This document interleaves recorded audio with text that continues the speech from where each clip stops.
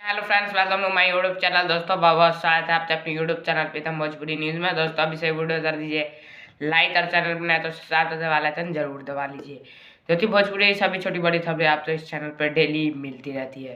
तो दोस्तों वीडियो में बात करते थे खेसारी लाल यादव की फिल्म जहाँ तहाँ और 30 जगह पे रिलीज हो रही है।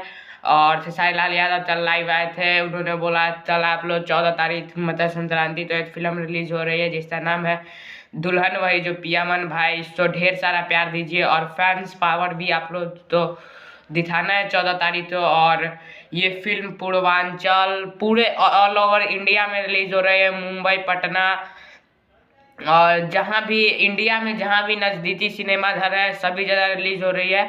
और बिहार में तो हर जगह।